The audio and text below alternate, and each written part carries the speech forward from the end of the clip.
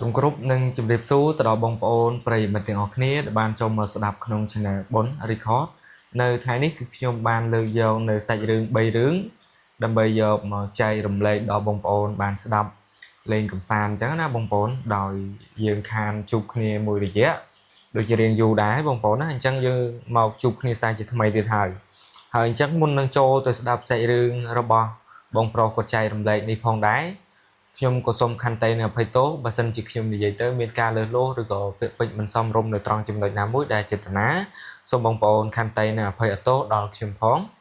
ហើយនឹងសូមឲ្យបងប្អូនជួយចុច Subscribe ដល់ Channel ខ្ញុំអ្នកមួយទៅដើម្បីនឹងទទួលបាននៅសាច់រឿងថ្មីៗ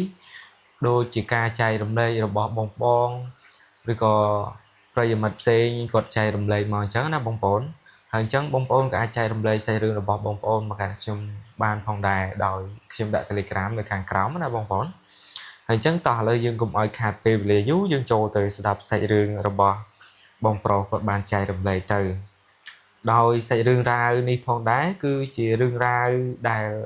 មិនត្រឹមតែលងបន្លាចតាមស្រុកស្រែចម្ការឡើយតែវាបានលបចូលមកដល់ក្នុងប្រទេសល្វែងកណ្ដាលក្នុងក្រុងណាទាំងយុបអត្រាតហើយអញ្ចឹងក៏មាន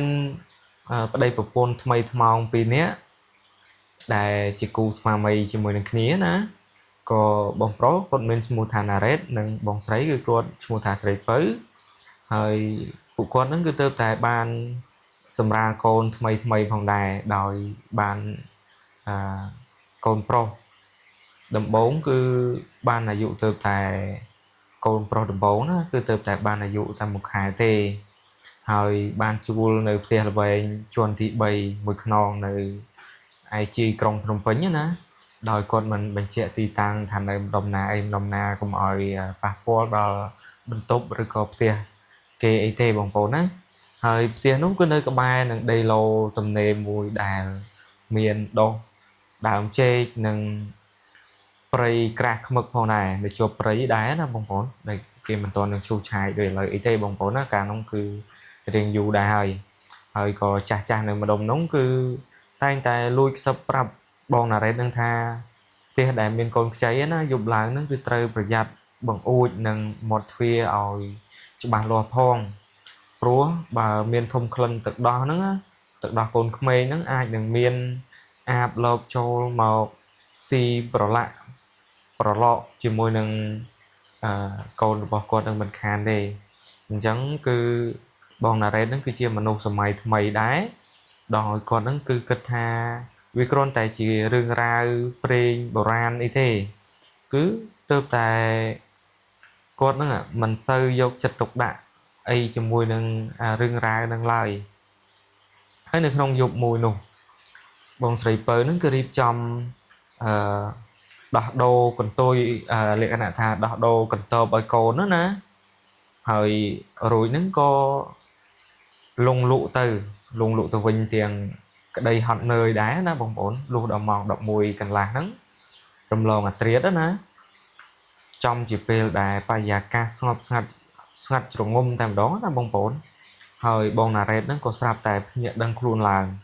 ព្រោះធំក្លិនម្យ៉ាងវាជាក្លិនលាយលក្ខណៈថាក្លិនឈាមស្រស់លាយឡំនឹងក្លិនស្អុយរលួយបែបសាកសពដែរណាបងប្អូនហើយក៏ធំក្លិនមកភីពេញបន្ទប់ដេករបស់គាត់ហ្នឹងពេលនោះគាត់ហ្នឹងក៏ប្រឡេកមើលទៅមាត់បង្អួចកញ្ចក់ដែលនៅចុងជើងក្រែរបស់គាត់ហ្នឹងដែលនៅយប់នោះពួកគាត់ហ្នឹងក៏ភ្លេចបិទវាំងណូននឹងទៀតអញ្ចឹងអ្វីដែលគេលក្ខណៈថាអ្វីដែលគាត់បានឃើញហ្នឹងគឺធ្វើឲ្យឈាមក្នុងខ្លួនគាត់ហ្នឹងណាគឺសឹងតែកកភ្លាមតែម្ដងអញ្ចឹងណាគឺគាត់ឃើញមិនទាន់ដឹងថាឃើញអីទេបងប្អូនណាអញ្ចឹងបងប្អូនចាំស្ដាប់តទៅទៀតនៅខាងក្រៅបង្អួចជាន់ទី3ហ្នឹងគឺមានដុំពន្លឺពណ៌ខៀវលាយឡំនឹងក្រហមលក្ខណៈថាកំពុងតែហោះអណ្ដែតក្រឡេកក្រឡកពេញហ្នឹងណាចុះឡើងណានៅពេលដុំពន្លឺហ្នឹងគឺហោះមកគៀកនឹងកញ្ចក់បង្អួចរបស់គាត់ហ្នឹងបងណារ៉េតហ្នឹងក៏បានឃើញទស្សនវិជ្ជាលក្ខណៈថាបានឃើញឥតភាពច្បាស់ក្រឡែតណាឃើញតាមពន្លឺព្រះច័ន្ទហ្នឹង តាមចន្លោះឥដ្ឋរបស់គាត់ហ្នឹងវាជាក្បាលមនុស្សស្រីម្នាក់សក់វែងអន្តាយហើយប្រប្រាស់កហ្នឹងគឺធ្លាក់ដល់ក្រោមណាហោះអណ្ដែតដោយគ្មានខ្លួនប្រាណអីឡើយហើយនៅពីក្រោយចំការរបស់គាត់ហ្នឹងគឺមានលក្ខណៈថាក្រោមចំការរបស់ស្ត្រីម្នាក់ដែលហោះមកអណ្ដែតហ្នឹងគឺមានតែកាពះហើយនឹងថ្លើមទេនឹងមានពវិនវែងទៀតធ្លាក់មកហើយគឺពណ៌ក្រហមឆ្អិនឆ្អៅតាមដងធ្លាក់មកយឺតយាកថែមទាំងមានឈាមស្រស់ស្រក់មកតក់តាមសរសៃពោះវិននោះដែរផងទៀតណាហើយគ្រឿងក្នុងទាំងនោះគឺកំពុងតែញ័ររវិចរវើកនិងកម្រើកលូនចូលដូចសត្វពស់អញ្ចឹងពេលវាដឹងក្លិនទឹកដោះកូនក្មេងណាហើយពេលនោះបងណារ៉េតហ្នឹងគឺភ័យខ្លាចខ្លាំងណាស់ភ័យខ្លាចពេករហូតដល់រឹងខ្លួនតែម្ដងណាកម្រើកដៃជើងអីគឺកម្រើកមិនរួចឡើយត្រូវលក្ខណៈថាត្រូវខ្មោចសង្កត់ទាំងបើកភ្នែកអញ្ចឹងទៅហើយពេលនោះក៏គាត់នឹងក៏ចង់ស្រែកដែរប្រពន្ធគាត់ដែរតែគ្មានសំឡេងអីចេញពីបំពង់កគាត់ទេហើយភ្លាមនោះអាបស្រីនោះក៏បានប្រើពោះវិនដ៏វែងរបស់នាងនឹងលូនសោកចូលតាមចន្លោះប្រហោងបង្អួចហ្នឹងរួចក៏ទាញកន្លឹះបើកបង្អួចកញ្ចក់លន់លឺសូតែក្រាក់ហើយក្បាលអាបស្រីនោះក៏បានហោះចូលមកក្នុងបន្ទប់យឺតហើយគ្រឿងក្នុងរបស់នាងនឹងគឺអស់ទៅលើឥដ្ឋការ៉ូរបស់គាត់នឹងគឺលឺសូតែសឺតពេញហ្នឹងចឹងគឺអស់បន្សល់ទុកនៅស្នាមឈាមនៅខ្មៅស្អុយរលួយពេញឥដ្ឋរបស់គាត់នឹងឥដ្ឋការ៉ូហ្នឹងហើយនាងក៏ហោះមកឈប់ងក់នៅនឹងចំពីលើអង្រឹងរបស់កូនក្មេងនោះណាកូនរបស់បងប្រុសណារ៉េតហ្នឹងពេលនោះផ្ទះផ្ទៃមុខរបស់នាងហ្នឹងគឺស្លេកស្លាំងឃ្យូស្វាយតែម្ដងណាគឺភ្នែកទាំងពីររបស់គាត់ហ្នឹងគឺបើកក្រឡេកក្រឡប់ធំតែម្ដងណាហើយគ្មានប្រស័យភ្នែកទេចំណែកឯមាត់វិញឡើងក្រហមឆ្អាលហើយដោយឈាមណាក្រហមដោយឈាមហ្នឹងនាងហើបមាត់លិនអណ្ដាតវែងស្រួចចេញមកណាបំរុងនឹងលិតលក្ខណៈលិតជញ្ជក់យកឈាមកូនង៉ែតហ្នឹងហើយមុននឹងធ្វើសកម្មភាពហ្នឹងនាងបានងាកក្បាលមកសម្លឹងចំភ្នែកបងណារ៉េតហ្នឹងដែលកំពុងតែដេកមើលទាំងភ័យខ្លាចណានាងក៏បើកមាត់សើចសំឡេងស្អកត្រជាក់ដល់ខួរក្បាលណាហើយលក្ខណៈថានិយាយថាកូនឯងគូឲ្យស្រឡាញ់ណាស់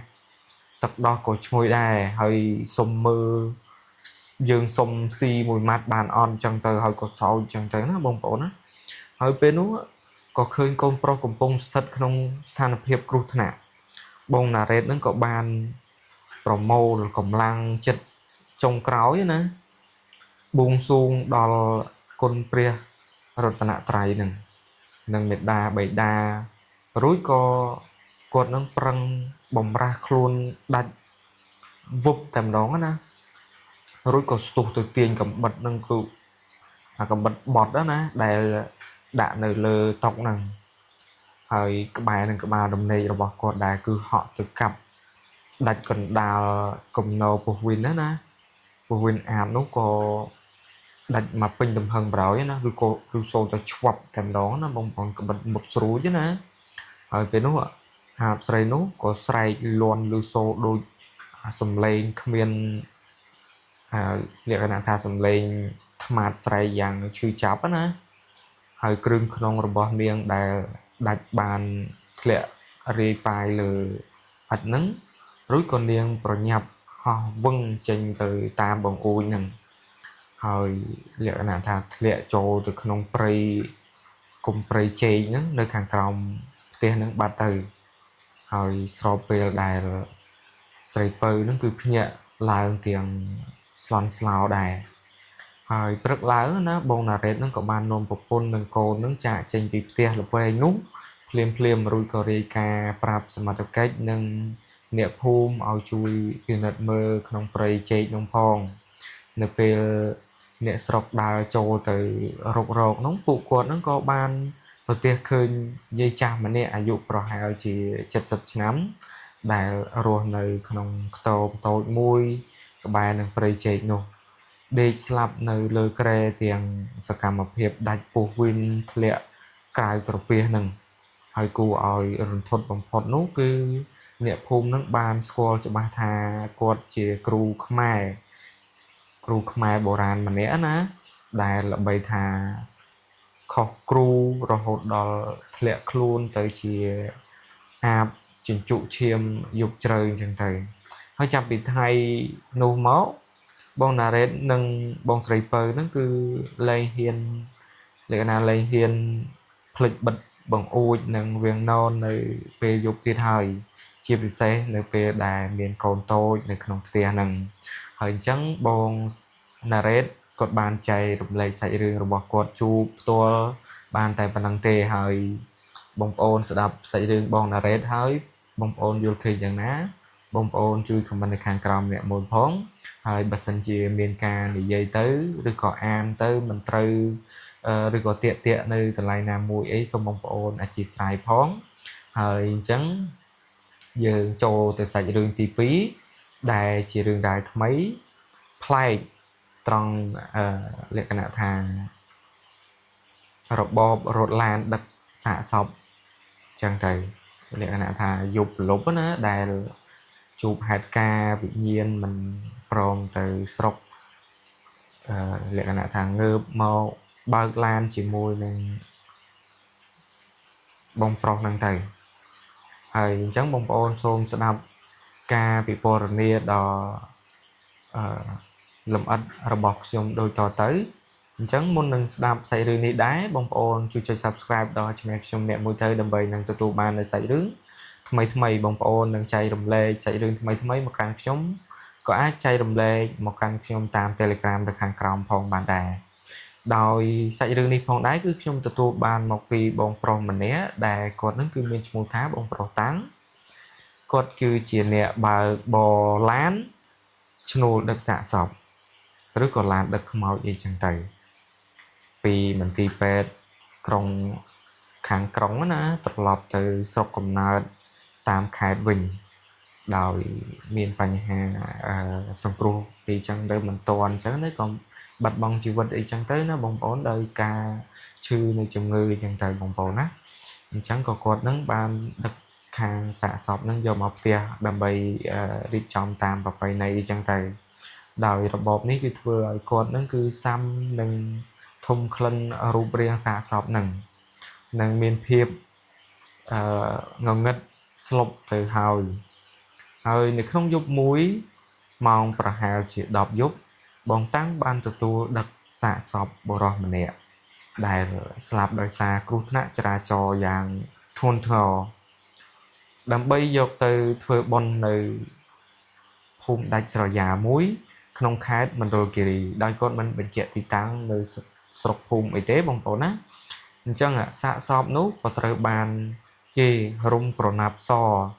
ចិត្តឈឹងហើយក៏ដាក់នៅលើគ្រែដែលផ្នែកខាងក្រោយឡានហ្នឹងណាហើយបងតាំងហ្នឹងក៏ត្រូវបើកបរម្នាក់ឯងព្រោះគ្មានសាច់ញាតិជនរងគ្រោះហ្នឹងជិះទៅជាមួយទេពួកគាត់ហ្នឹងក៏ធ្វើដំណើរតាមឡានផ្សេងមុនទៅបាត់ហើយមុនពេលដែលចាក់ចេញធ្វើដំណើរទៅណាហើយចំរៀងច្បងម្នាក់ឯងណាម្នាក់ដែលធ្លាប់រត់ឡានចាស់ជាមួយគាត់ហ្នឹងបានលួចខ្សឹបប្រាប់គាត់ថាចេះតាំងអើយផ្លូវទៅមណ្ឌលគិរីហ្នឹងយប់ឡើងស្ងាត់ណាស់បើកាលណាឯងមើលទៅកញ្ចក់លើណាគឺឃើញក្រណាត់សរុំសាកសពនោះរបូតអីដាច់ខាតកុំឈប់ឡានណាហើយរត់តែដាច់ខាតកុំងាកមើលទៅក្រោយឲ្យសោះបើឲ្យដល់គោលដៅទៅណាបើចឹងណាគាត់និយាយចឹងណាប្រាប់ប្រងចឹងទៅកុំឲ្យមានការឈប់តាមផ្លូវឬក៏ងាកមើលអីកុំឲ្យ ខានផ្លូវអញ្ចឹងណាឈប់ទៅណាហើយបងតាំងហ្នឹងក៏ងក់ក្បាលព្រោះគិតថាខ្លួនឯងហ្នឹងគឺបើកឡានបែបនេះច្រើនដងហើយគ្មានអីត្រូវខ្លាចឡើយហើយឡានរបស់បងតាំងហ្នឹងក៏បានបើកចូលមកដល់តំបន់ផ្លូវកោងភ្នំណាដែលសងខាងហ្នឹងគឺផ្លូវមានតែព្រៃព្រឹក្សានៅខ្មៅងឹតឈឹងអញ្ចឹងទៅងឹតឈឹងណាគ្មានភ្លើងបំភ្លឺផ្លូវសំបីតែមួយគ្រាប់ឡើយហើយភ្លាមនោះម៉ាស៊ីនត្រជាក់ហ្នឹងក៏នៅក្នុងឡានណាចាប់ផ្ដើមធ្លាក់ចុះត្រជាក់ស្រេបស្រោចខុសពីធម្មតាហើយត្រជាក់រហូតដល់ថ្នាក់ចេញផ្សែងតាមបំពង់ខ្យល់ហ្នឹងហើយព្រមជាមួយនឹងគ្នានោះក្លិនមួយយ៉ាងដែលឆ្អាបក្លិនឈាមស្រស់ណាលាយឡំនឹងក្លិនទឹកលាងសាកសពផងដែរហើយបានភាយចេញពីខាងក្រោយឡានហ្នឹងមកដល់កាប៊ីនខាងមុខហ្នឹងហើយបងតាំងហ្នឹងក៏មានអារម្មណ៍ថាមិនស្រួលទេគាត់ហ្នឹងក៏ក្រឡេកភ្នែកទៅមើលកញ្ចក់លើហ្នឹងណាមើលកញ្ចក់ក្រោយណាដែលព្យួរនៅចំកណ្ដាលពីដានឡានហ្នឹងអ្វីដែលគាត់បានឃើញណាតាមកញ្ចក់ហ្នឹងធ្វើឲ្យដៃចង្កូតរបស់គាត់នឹងគឺញ័រទៅត្រឹកតាមដងក្រែដែលនៅខាងក្រោយដែលធ្លាប់តែមានសាកសពដេកស្ងៀមនោះណាឥឡូវហ្នឹងគឺទំនេរស្អាតក្រឡេកលក្ខណៈថាក្រណាត់ហ្នឹងណាគឺរុំសាកសពហ្នឹងគឺបានធ្លាក់រាយប៉ាយនៅលើឥដ្ឋឡានរបស់គាត់ហ្នឹងសាកសពនោះក៏បានបាត់ទៅហើយចឹងទៅហើយពេលនោះបងតាំងហ្នឹងក៏ភ័យសឹងតែលិចនោមផងដែរគាត់តែម្នាក់ឯងណាហើយគាត់ហ្នឹងគឺខំប្រឹងសម្លឹងមើលទៅខាងមុខហ្នឹងមិនហ៊ាននឹងងាកក្រោយឡើយជើងជន់តែលក្ខណៈថាគៀណាបង្កើតលបឿនឡានឲ្យកាន់តែលឿនទៅស្រាប់តែលឺសំឡេងក្រាក់ដូចជាមានមនុស្សប្រែខ្លួននៅខាងក្រោយកៅអីខាងស្ដាំដៃរបស់គាត់ហ្នឹងហើយកៅអីអ្នកដំណើរដែលទំនេរនោះគឺបងតាំងហ្នឹងលួចប្រើកន្ទុយភ្នែកងាកមើលទៅបន្តិចដែរស្រាប់តែឃើញទិដ្ឋភាពច្បាស់ក្រឡែតតែម្ដងហើយក៏មានសាកសពបុរសម្នាក់ដែលស្លាប់នោះដោយគ្រោះថ្នាក់ចរាចរណ៍នោះណាកំពុងតែអង្គុយត្រង់ខ្លួននៅស្ទឹងនៅលើកៅអីហ្នឹងណាក្បែរខ្លួនគាត់ហ្នឹងហើយក្បាលរបស់វាហ្នឹងគឺបាក់បែកធ្លាក់មកម្នាក់មកខាងណាធ្លាក់មកម្ខាងអញ្ចឹងទៅហើយសាច់មុខរហែកលិចចេញមកឆ្អឹងឈាមឡើងច្រាលសក់ស្រក់មកលុសតហ្នឹងមកតាមមកលើកៅអីឡានរបស់គាត់ហ្នឹងវាបើកភ្នែកធំគ្មានប្រស័យភ្នែកសំបីតែចំមុខបងតាំងហ្នឹងសម្លឹងមកចំមុខបងតាំងហ្នឹងតែម្ដងរួចក៏យករាងកាយដ៏ត្រជាក់ហ្នឹងដូចជាតកណារបស់វាហ្នឹងគឺខិតមកជិតបងតាំងហ្នឹងបន្តិចម្ដងតែម្ដងហើយវាលូកដៃដ៏ស្គមស្កេងលក្ខណៈថាស្លេកស្លាំងណាហើយក៏ស្គមលក្ខណៈថាស្គមអញ្ចឹងណាស្គមនៅតែឆ្អឹងអញ្ចឹងទៅហើយក្រចកហ្នឹងគឺខ្មៅស្រឡាក់ដោយឈាមហ្នឹងណាមកកាន់ដៃចង្កូតឡានជាមួយនឹងបងតាំងហ្នឹងរួចក៏ប្រើមាត់និយាយទាំងសំឡេងស្អកញ័រក្បែរត្រចៀកបងតាំងហ្នឹងថាចេះបើកឡានលឿនម្លេះបងប្រុសផ្លូវកោងខាងមុខងងឹតណាស់ឲ្យខ្ញុំជួយបើកចឹងទៅហើយកាន់ចង្កូតផងបានទេហើយក៏សោយទៅជាមួយនឹងគ្នានឹងទៅហើយពេលនោះភ្លាមនោះខ្មោចនោះក៏បានកន្ត្រាក់ចង្កូតឡានបង្វិលយ៉ាងខ្លាំងសំដៅទៅរកជ្រុះខាងមុខនឹងពេលនោះបងតាំងនឹងគឺភ័យខ្លាចដល់ថ្នាក់កម្រិតកំពូលតែម្ដងណាគឺលំភ្លាអីគឺរត់ចេញចោលខ្លួនអស់ហើយគាត់នឹងគឺភ្លេចអស់ភាពខ្លាចនឹងលក្ខណៈថាប្រើកម្លាំងបាយទាំងអស់ធាក់ហ្វ្រាំងឡានងក់តែម្ដងណាលោកសូទៅជ្រេតតែម្ដងហើយធ្វើឲ្យឡានហ្នឹងគឺរអិលបោកកន្ទុយទៅនឹង bục nâng đào chơi thôm mùi có bài nâng chỉnh chạm play nó hết á luôn lưu xô tại riêng tại nó hồi còn là nâng cứ vul vul tờ tê xa tem nó á cũng lăng bao từ nâng bao từ thưa ơi nâng bóng tăng nâng cứ nga kroi tem đồng hỏi ai không màu nú có ban bắt sòng màu chân tới tem đồng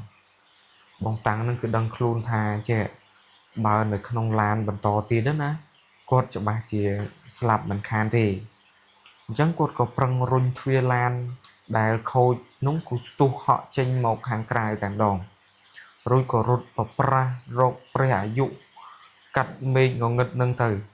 hồi có sài hai ở kia chui tam pleu đòn pleu nâng tiền pro lần trồng xỏ na rút rồi hốt ban chụp nâng lan đất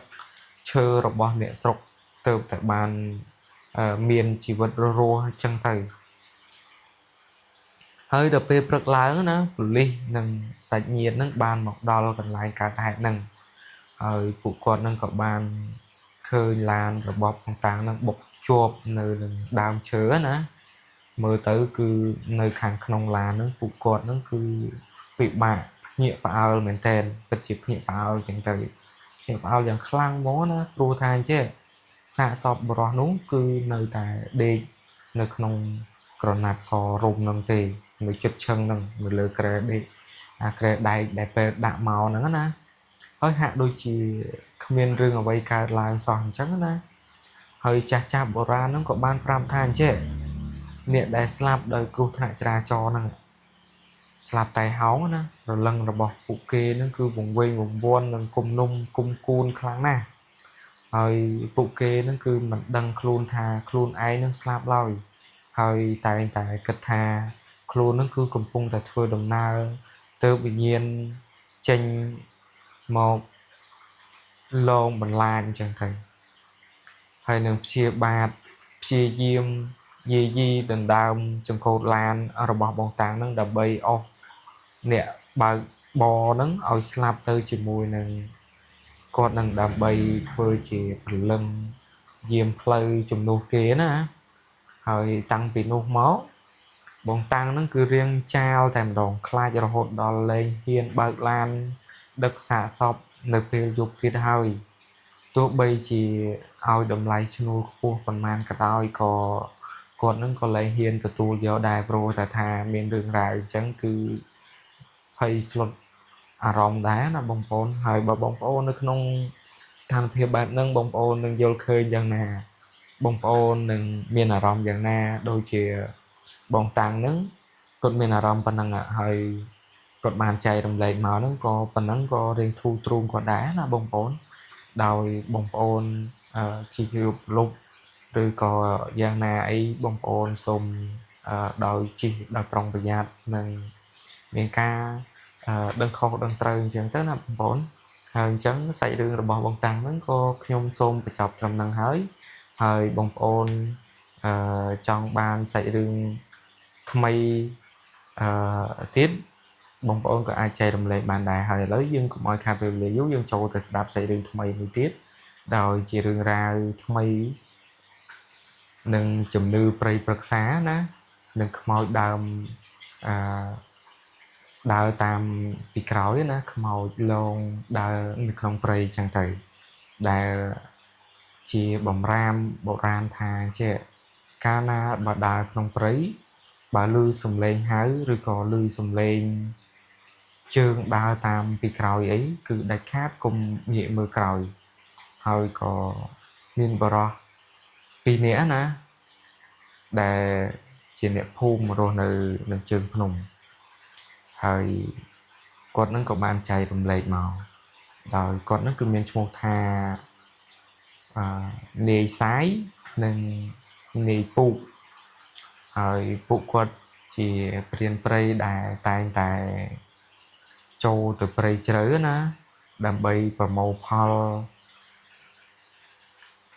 lệ nạ thà pal prey chớ nè nâng bật tia sẵn chẳng từ bè sạch bè ấy nè hơi thay mùi nắng đời xa tại từ đà rột rài chẳng nè កាន់តែជ្រៅទៅចឹងទៅហើយពួកគាត់នឹងក៏ភ្លេចមើលវេលាណារហូតដល់ព្រះអាទិត្យហ្នឹងគឺលិចបាត់អាកែវភ្នែកបាត់ឈឹងតែម្ដងណាបងប្អូនលិចបាត់សមោលអញ្ចឹងទៅបងប្អូនណាហើយមេឃងងឹតស្លុបកណ្ដាលព្រៃធំហ្នឹងគឺផ្លូវត្រឡប់មកផ្ទះវិញណាត្រូវចំណាយពេលដើរកាត់ព្រៃហ្នឹងគឺព្រៃក្រាស់ហ្នឹងគឺជិត2ម៉ោងណាហើយអញ្ចឹងមុននឹងដើរត្រឡប់មកវិញហ្នឹងបងសាយដែលជាព្រានព្រៃចាស់ទុំបានរំលឹកទៅដល់នាយពូកនឹងថាចេះពូកអើយមេឃងងឹតហើយពេលដើរតាមផ្លូវព្រៃណាបើឮសំឡេងមនុស្សហៅឈ្មោះឬក៏ឮសំឡេងជើងដើរតាមពីក្រោយអីដាច់ខាតកុំឆ្លើយតបហើយកុំងាកក្បាលទៅមើលក្រោយឲ្យសោះហើយប្រឹងដើរសំដៅទៅមុខទៅរហូតដល់ផុតព្រៃហ្នឹងណាហើយពេលនោះនាយពូកហ្នឹងដើរពីមុខកាន់ពិលបំភ្លឺផ្លូវហើយបងសាយហ្នឹងក៏ដើរទៅតាមពីក្រោយហ្នឹងហើយដើរបានប្រហែលជាពាក់កណ្ដាលបរិយាកាសហ្នឹងក៏ស្ងាត់ជ្រងំតែម្ដងហើយមានតែពន្លឺពិលមួយតូចហ្នឹងស្រាប់តែ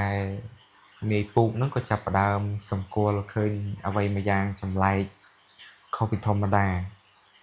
ហើយពួកគាត់ហ្នឹងក៏ដើរពីរនាក់ហ្នឹងណាក៏ដើរចឹងទៅក៏ត្រូវឮសំឡេងជន់ស្លឹកឈើណាពីចម្ងាយហ្នឹងគឺសូរតែស្រោកប្រោកចឹងទៅប៉ុន្តែឥឡូវនេះគឺនាយពូកហ្នឹងបែរជាឮសំឡេងជើងទី3ដើរតាមពីក្រោយណាបងសាយហ្នឹងក៏និយាយថាដើរតាមពីក្រោយបងសាយហ្នឹងគឺចិត្តតែម្ដងគឺឮសូរស្រោកត្រឹបពីក្រោយហ្នឹងណាហើយចង្វាក់ជើងទី3នោះណាគឺដើរធ្ងន់តែម្ដងដូចជាមាននរណាម្នាក់កំពុងដើរអស់ជើងតាមពីក្រោយខ្នងបងសាយហ្នឹងហើយនាយពូកហ្នឹងក៏ចាប់ផ្ដើមបែកញើសសស្រាក់គេហ្នឹងក៏ស៊ូថាចេះស៊ូទៅកាន់បងសាយហ្នឹងដោយមិនងាកក្រោយទេ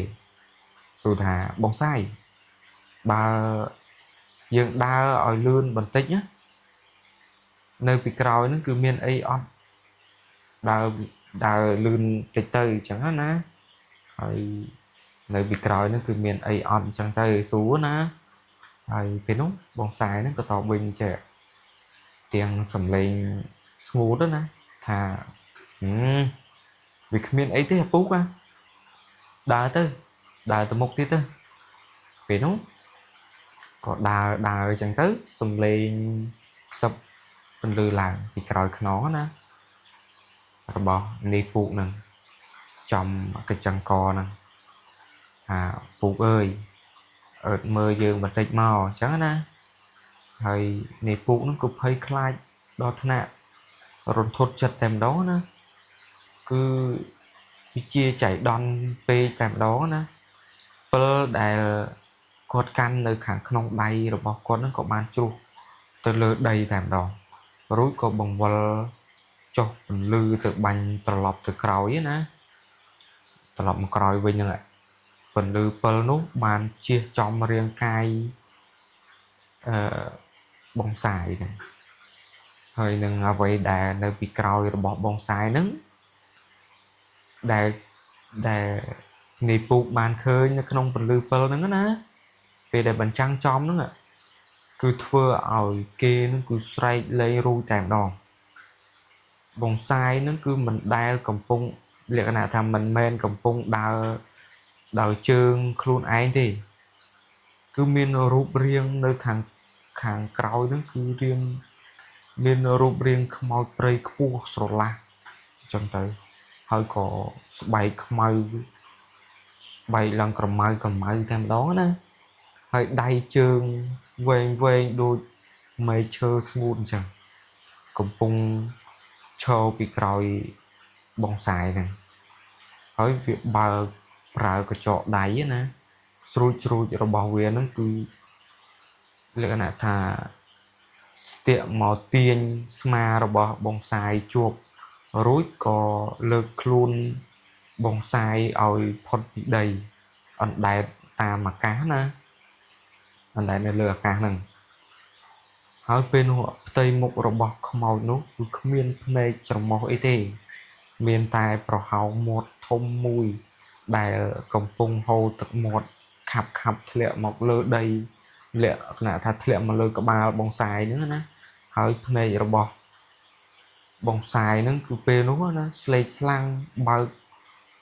ក្រឡេកក្រឡង់គ្មានស្មារតីនៅក្នុងខ្លួនឡើយហើយខ្មោចព្រៃនោះ